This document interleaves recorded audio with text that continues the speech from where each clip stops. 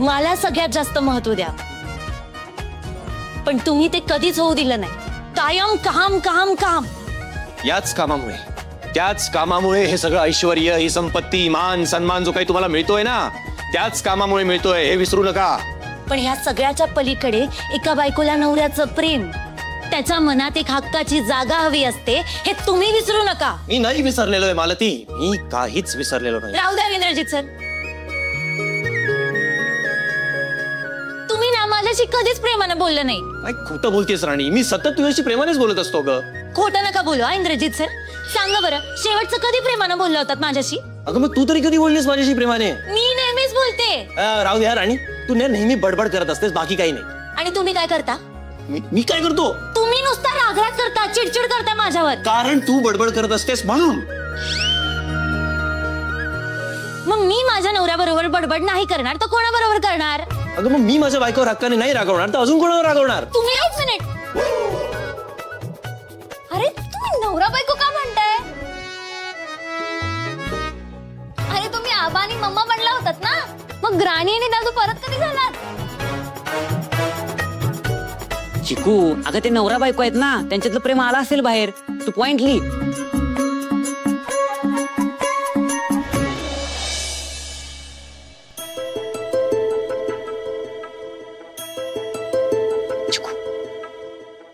काय झालं?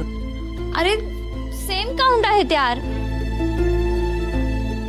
कारण ते दोघेही बरोबर आहेत. दोघांचे मुद्दे एकदम करेक्ट आहेत. आता काय करायचं? आता एकच पर्याय. कुठला? रत्नाई.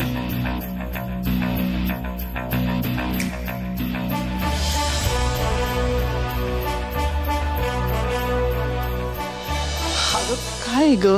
अगं खरंच मला माहिती नाहीये. असं कसं आहे, तुम्हालाच माहित असणार ना. अगं पण नेमकं तेच तर कळत नाही ना, असं काय आहे बरं? थोडा जोर देऊन आठवा ना आई.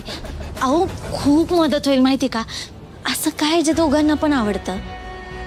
हा, मालतीला की नाही फिरायला जायला खूप आवडतं. हा, पण भाऊजींना नाही आवडत. नाही ना, तसं नको. दोघांना पण काय आवडतं असं काहीतरी पाहिजे. बाक्का? हा, पण ते पण दोघांना नाही जमणार. नाही ना, तसं नाही चालणार. आठव बरं दुसरं काहीतरी. मालतीला की नाही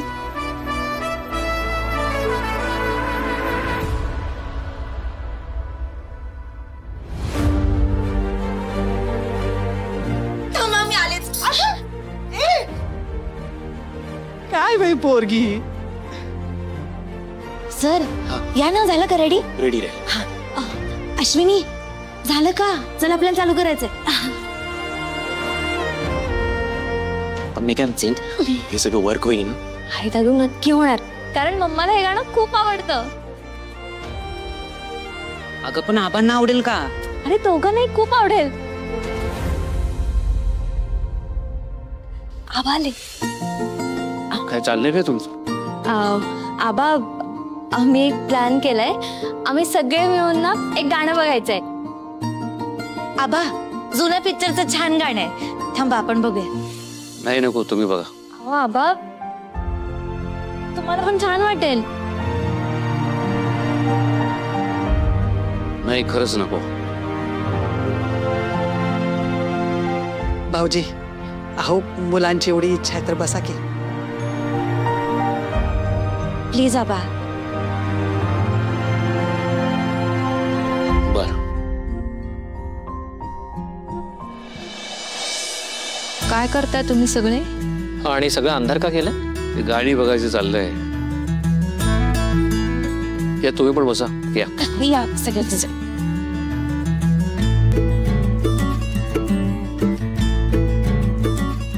करतो मी.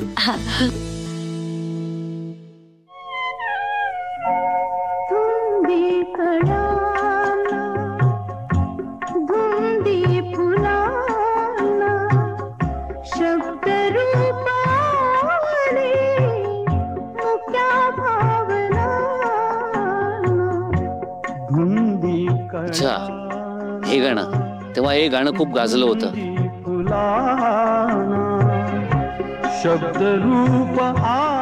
चित्रपट गाजला होता त्या काळामध्ये. हा चित्रपट एवढा चालला होता की खरंच कौतुकास्पद होतं हे सगळं. मी आणि मालती सुद्धा गुपचूप बघायला गेलो होतो हा चित्रपट.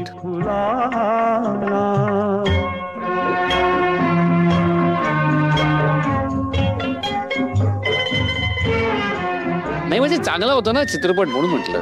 पण आबा तुम्ही गुपचूप का गेला होता? हे काही नाही का असंच. आबा सांगा ना. अरे तू काळच वेगळा होता.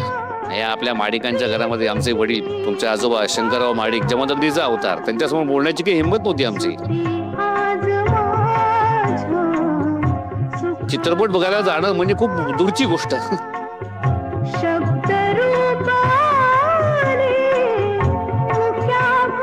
पण मालतीला चित्रपट आवडला होता, गाणं आवडलं होतं. म्हटलं काही करून मालतीला चित्रपट दाखवायचा. आदल्या दिवशी गेलो, तिकीट काढली, घरच्यांना कोणतंच सांगितलं.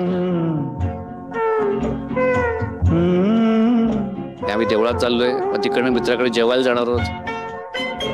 आणि मग काय हा चित्रपट बघितला थिएटरमध्ये जाऊन.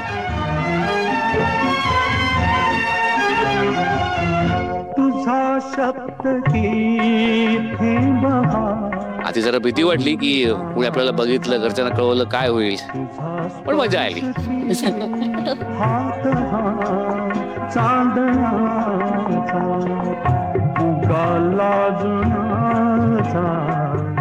किती हा बहाना शब्द रूप आले मुक्या भावना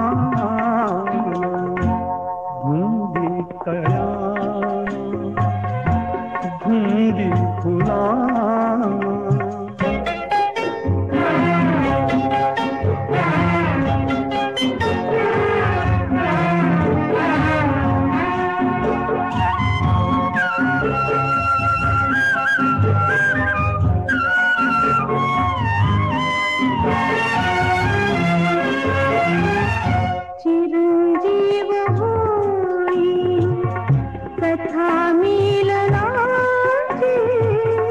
कृषा वाढते कृष्णया लोचनाची युगांते मिळावे रूप या क्षणाला शब्द रूप आले. आई थांब ना, मी सगळेच गाणं बघतोय, तू पण आम्हाला जॉईन कर ना.